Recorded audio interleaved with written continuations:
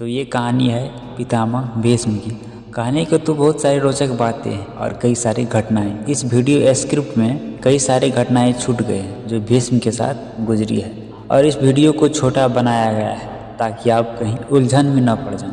महाभारत को पूरा समझना किसी कठिन कार्य से कम नहीं। जो व्यक्ति इसे जान गया या श्रीमद् भागवत गीता पढ़ लिया, उसे एक नया जीवन मिलता है। गंगापुत्र देवव्रत, मैं इस समय ना मनुष्य वासुदेव, ना ही मैं यदुवंशी कृष्ण, मैं इस समय केवल गुरु श्रेष्ठ।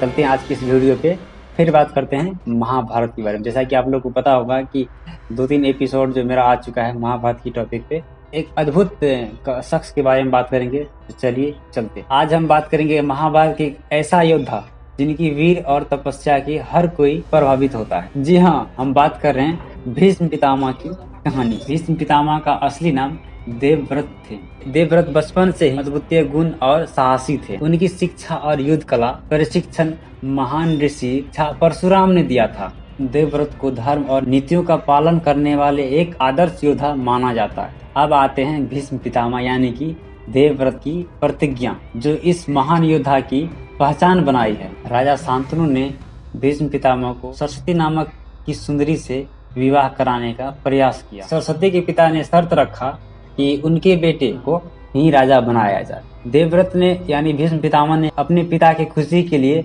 राजगद्दी को त्याग दी और यह प्रतिज्ञा ले ली कि आजीवन वो विवाह नहीं करेंगे, अविवाहित ही रहेंगे और हस्तिनापुर के राजा का वफादार सेवक बन के ही रहेंगे। और प्रतिज्ञा को देखते हुए देवताओं ने उन्हें भीष्म पितामह की उपाधि दे दी। महाभारत के युद्ध में भीष्म पितामह ने कौरवों का साथ दिया।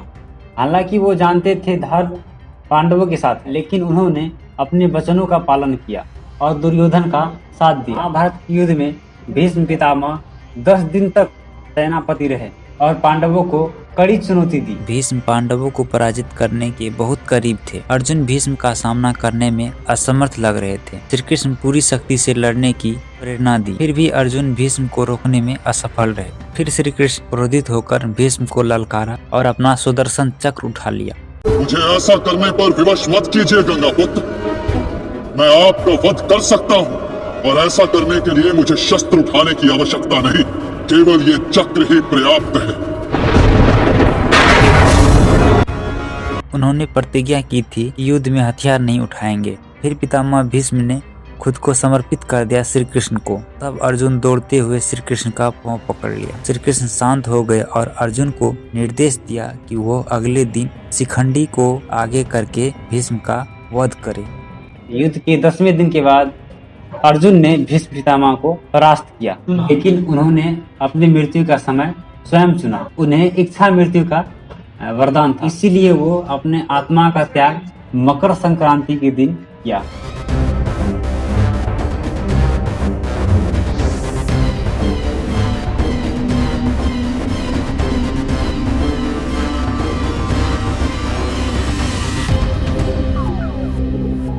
इससे यह दिखता है कि वो एक महान योद्धा ही नहीं बल्कि एक महान तपस्वी भी थे। भीष्म पितामह का जीवन हमें त्याग और निष्ठा का सीख देता है। उनका चरित्र आज भी हर व्यक्ति के लिए प्रेरणादायक है। महाभारत के इस महान योद्धा की कहानी हमें यह सिखाता है, एक योद्धा की असली पहचान उसकी वीरता और कर्तव्य परायणता में होता है। तो यह थी भीष्म पितामह की कहानी। आपको इस वीडियो को या इस वीडियो को सुन के देख के क्या महसूस हो रहा है? आज की इस वीडियो में भीष्म पितामह की कहानी कैसा लगा आप लोग को? आप लोग जरूर बताइएगा, कमेंट कीजिए।